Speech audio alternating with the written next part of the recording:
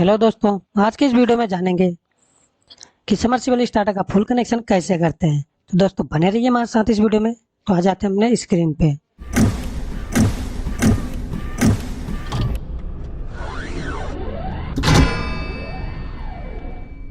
Video शुरू करने से पहले आप सभी को बता दूं, अगर आप सब अभी तक हमारे चैनल इलेक्ट्रिकल सर्किट को सब्सक्राइब नहीं किए हैं तो आपसे हाथ जोड़ के रिक्वेस्ट है कि आप हमारे चैनल इलेक्ट्रिकल सर्किट को सब्सक्राइब कर लें, बेल आइकन को भी प्रेस कर लेना, क्योंकि जब भी मैं नया वीडियो अपडेट करूँ सबसे पहले नोटिफिकेशन आप सभी के पास पहुँचे।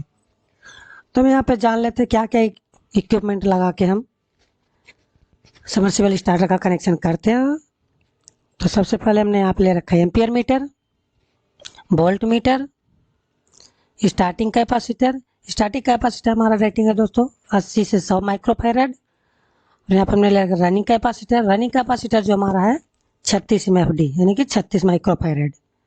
इसके बाद हमने यहाँ पे ले रखा टर्मिनल ब्लॉक, ऑन स्विच यानी कि NO push button, NC push button यानी कि ऑफ स्विच। तो सबसे पहले इसमें हम क्या करते हैं दोस्तों, जब हमारा सबमर्सिबल स्टार्टर होता है हम इसमें फेज और न्यूट्रल देते हैं। तो हम यहाँ पे सबसे पहले हम फेज वार का कनेक्शन करेंगे। फेज वार का कनेक्शन टर्मिनल ब्लॉक में कनेक्ट कर ले।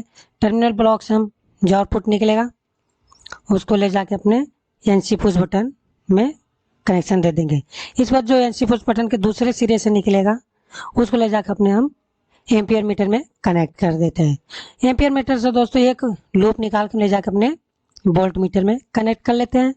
इसके बाद जो हमारा एम्पियर मीटर के दूसरे पॉइंट से दोस्तों हमारा एम्पियर मीटर जो होता है हम वोल्टेज के लाइन के हमेशा सीरीज में कनेक्ट करते हैं। तो हमारा जो दूसरा पॉइंट यहाँ से हम उसमें से हम फेज वार को आउट करके लाके अपने ऑन स्विच यानी कि NO पुश बटन में पहले पॉइंट में कनेक्ट कर लेंगे।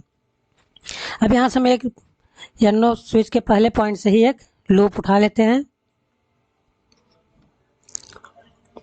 अब NO के जो दोस्तों यहाँ पे हमारा दूसरा पॉइंट है उससे वहाँ से हम एक कनेक्शन निकालेंगे, उसको ले जाकर अपने स्टार्टिंग के एक सिरे में कनेक्ट कर लेंगे। इसका जो हमारा NO पुश बटन है उसके पहले वाले सिरे से एक लूप लेंगे, उसको ले जाके अपने हम टर्मिनल ब्लॉक के R फेज में कनेक्ट कर लेंगे, यानी कि वहाँ से हम R फेज को निकाल लेंगे। इसके बाद हम यहाँ से एक और लूप लेंगे, ले जाकर अपने रनिंग कैपेसिटर के एक पॉइंट में कनेक्ट कर लेंगे। दोस्तों यहाँ तक हमारा फेज कंप्लीट हो चुका है।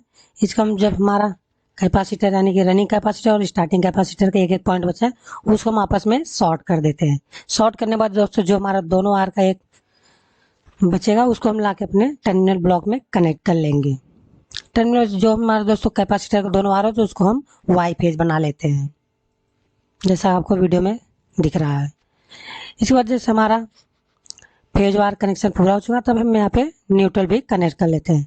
न्यूट्रल को हम सबसे पहले ले जाके अपने यहाँ पे हमारा रेड येलो ब्लू 3 फेज होता है तो हमारा यहाँ पे रेड और येलो कंप्लीट हो चुका है। इसके बाद हम यहाँ पे ब्लू फेज को भी कनेक्ट कर लेंगे। जो हमारा न्यूट्रल फेज होता है दोस्तों फेज कनेक्ट कर लेते हैं। हमने यहाँ पे ब्लू फेज कनेक्ट कर लिया। इसके बाद जो हमारा यहाँ पे वोल्ट मीटर था, वोल्ट मीटर को हम पैरेलल में कनेक्ट करें, यानी कि हमको वोल्टेज को मेजर करने के लिए फेज और न्यूट्रल दोनों कनेक्ट करना पड़ेगा। तो हम यहाँ से फेज और न्यूट्रल वोल्ट मीटर में कनेक्ट कर लेते हैं। तो दोस्तों हम देख लेते हैं एक बार हमारा जो कंट्रोल वायरिंग है इसमें से हमारा पावर फ्लो कैसे होता है। तो सबसे पहले हमने यहाँ पे फेज वार को लिया। फेज वार को ले जाकर अपने NC पॉइंट में कनेक्ट करेंगे। NC के पहले पॉइंट में कनेक्ट करने के बाद जो दूसरा पॉइंट निकला उसको ले जाके हम अपने एम्पियर मीटर के पहले टर्मिनल में कनेक्ट करेंगे। जो पहले टर्मिनल से एक हम ले जाके लूप उठाएंगे उसको ले जाकर हमने वोल्ट मीटर के एक टर्मिनल में कनेक्ट कर लेंगे। इसके बाद जो हमारा एम्पियर मीटर है, एम्पियर मीटर का दूसरे सिरे से हम आउटपुट निकालेंगे, उसको ला के हम एक अपने NO पॉइंट में कनेक्ट कर लेंगे। NO पॉइंट से जो हमारा आउटपुट निकलेगा दूसरे सिरे से उसको ले जाकर अपने स्टार्टिंग के एक टर्मिनल में कनेक्ट कर लेते हैं। इसके बाद NO पुश बटन होता है, NO पुश बटन के पहले टर्मिनल से एक वार हम लेंगे, उसको ले जाकर अपने रनिंग कैपेसिटर के टर्मिनल में कनेक्ट कर देंगे। वहीं से एक लूप हम लेके टर्मिनल ब्लॉक में कनेक्ट कर लेंगे, यानी कि हम उसको R फेज बना लेते हैं। फिर इसके बाद जो हमारा रनिंग और स्टार्टिंग कैपेसिटर हो गया उसका एक एक सिरा भी बचा है तो उसको हम दोनों को आपस में ट्विस्ट करके शॉर्ट कर देते हैं। जो शॉर्ट करने के बाद दोस्तों हमारा एक टर्मिनल बनेगा वो उसको हम लाके टर्मिनल ब्लॉक में कनेक्ट कर लेंगे, यानी कि हम उसको वाई फेज बना लेते हैं।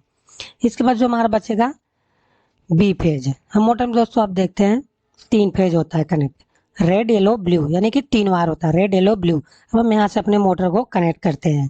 तो इसके बाद हम यहाँ पे अभी हमने फेज का कनेक्शन किया था, इसके बाद हम न्यूट्रल का कनेक्शन करेंगे। न्यूट्रल का कनेक्शन यहाँ देने के बाद हम यहाँ दिए एक, जैसा आप जानते हैं वोल्ट मीटर को हम पैरेलल में कनेक्ट करते हैं और एम्पियर मीटर को हम सीरीज में कनेक्ट करते हैं। या तो हम वोल्ट मीटर को एक न्यूट्रल पॉइंट कनेक्ट कर दिए और इसके बाद हमारा जो एक पॉइंट आएगा वो हम बी फेज बना लेंगे। तो दोस्तों उम्मीद है वीडियो आपके लिए बहुत हेल्पफुल रहेगी, और ऐसे इंटरेस्टिंग वीडियो देखने के लिए हमारे इलेक्ट्रिकल सर्किट चैनल को सब्सक्राइब कर ले और वीडियो को ज़्यादा से ज़्यादा शेयर करें। दोस्तों इस सभी इक्विपमेंट का आपको अगर परचेस करना है तो आप डिस्क्रिप्शन में लिंक से परचेस कर सकते हैं। दोस्तों मिलते हैं नेक्स्ट वीडियो में, तब तक के लिए धन्यवाद।